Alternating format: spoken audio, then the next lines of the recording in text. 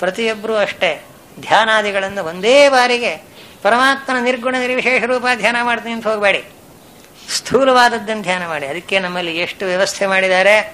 ನೀವು ಭಗವಂತನನ್ನ ವಿಶ್ವರೂಪ ದರ್ಶನ ಮೊದಲು ಮಾಡಿ, ಆಮೇಲೆ ಪರಮಾತ್ಮನ ದರ್ಶನ ತಾನೇ ಆಗುತ್ತೆ. ವಿಶ್ವರೂಪ ಅಂದ್ರೇನು?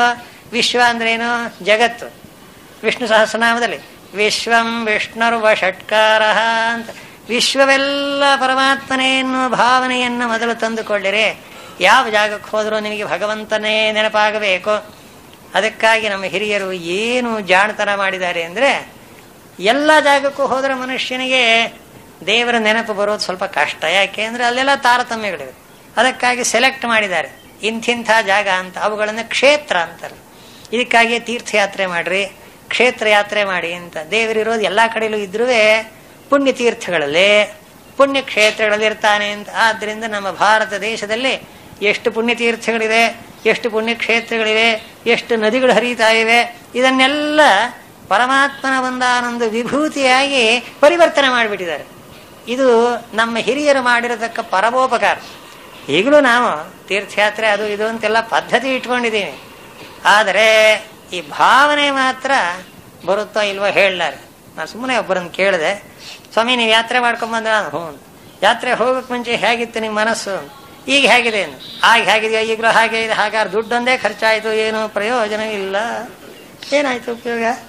ಹಾಗಲ್ಲ ತೀರ್ಥಯಾತ್ರೆ ಮಾಡೋದು. ಪಾದಯಾತ್ರೆ ಅಂತ ಹೆಜ್ಜೆ ಹೆಜ್ಜೆಗೂ ಕೂಡ ಪರಮಾತ್ಮನನ್ನು ಸ್ಮರಣೆ ಮಾಡ್ತಾ ಒಂದೊಂದೇ ಯಾನಿ ಕಾನಿಚ ಪಾಪಾನಿ ಜನ್ಮಾಂತರ ಕೃತಾನಿ ಚ ತಾನಿ ತಾನಿ ವಿನಶ್ಯಂತಿ ಪ್ರದಕ್ಷಿಣ ಪದೇ ಪದೇ ಅಂತ ಒಂದೊಂದು ಹೆಜ್ಜೆ ಇಟ್ಟಾಗಲೂ ಭಗವಂತನ ಜ್ಞಾಪಕ ಆಗಬೇಕು. ಎಡಕ್ಕೆ ಬಲಕ್ಕೆ ಮೇಲಕ್ಕೆ ಹಿಂದಕ್ಕೆ ತಿರುಗಿ ನೋಡಿದರೆ ಎಲ್ಲೆಲ್ಲೋ ಭೂಮಿ ಆಕಾಶ ಸೂರ್ಯ ಚಂದ್ರ ನಕ್ಷತ್ರ ನದಿಗಳು ಬೆಟ್ಟಗಳು ಪರ್ವತಗಳು ಇದನ್ನೆಲ್ಲ ನೋಡಿದ ಕೂಡಲೇ ಪೃಥಿವ್ಯಾಪಸ್ತೇಜೋ ವಾಯುರಾಕಾಶಾತ್ ಓಂ ನಮೋ ಭಗವತೆ ವಾಸುದೇವಾಯ ಅಂತ ಸಂಧ್ಯಾವನೆ ಮಾಡುವ ಹೇಳ್ಕೊಡ್ತಾರೆ ನಮಗೆ. ಈ ಪೃಥ್ವಿ ಅಪ್ಪು ತೇಜಸ್ಸು ವಾಯು ಆಕಾಶ ಎಲ್ಲ ಭಗವಂತ. ನೀವು ರೈಲಲ್ಲಾರು ಕೂತೀರಿ, ಬಸ್ಸಲ್ಲಾರು ಕೂತೀರಿ, ಹೊರಗಡೆ ಕಿಟಕಿಯಲ್ಲಿ ಬಗ್ಗಿ ನೋಡ್ತೀರಲ್ಲ, ಏನು ಬರಬೇಕು ನಿಮಗೆ ಭಾವನೆ? ಆಕಾಶ ನೋಡ್ತೀರಿ, ಪೃಥ್ವಿ ನೋಡ್ತೀರಿ, ಬೆಟ್ಟ ನೋಡ್ತೀರಿ, ನದಿ ನೋಡ್ತೀರಿ, ಗಿಡಮರಗಳನ್ನು ನೋಡ್ತೀರಿ. ವಿಷ್ಣು ವಿಷ್ಣು ವಿಷ್ಣು ಭೂತಾನಿ ವಿಷ್ಣು ಭುವನಾನಿ ವಿಷ್ಣು ವನಾನಿ ವಿಷ್ಣು ಗಿರಿಯಶ್ಚ ವಿಷ್ಣು.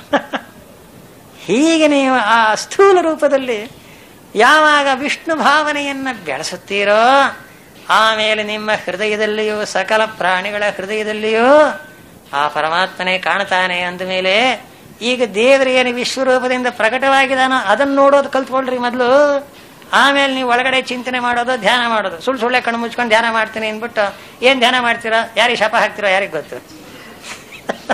ಅದು ಉಪಯೋಗವಿಲ್ಲ. ಮೊದಲು ಹೊರಗಡೆ ಮಕ್ಕಳನ್ನಾಗಲಿ ಮರಿಯನ್ನಾಗಲಿ ದೊಡ್ಡವರನ್ನಾಗಲಿ ಇವರನ್ನಾಗಲಿ ಒಳ್ಳೆಯವರನ್ನಾಗಲಿ ಕೆಟ್ಟವರು ಯಾರನ್ನು ಬೇಕಾದ್ರೂ ನೋಡ್ಬೇಕು. ಶಿವನಿ ಶೈವ ಸ್ವಪಾಕೇಚ ಪಂಡಿತ ಸಮದರ್ಶಿನ ಅನ್ನೋ ಈ ವಿದ್ಯಾ ಕಲ್ತ್ಕೊಳ್ಳಿ.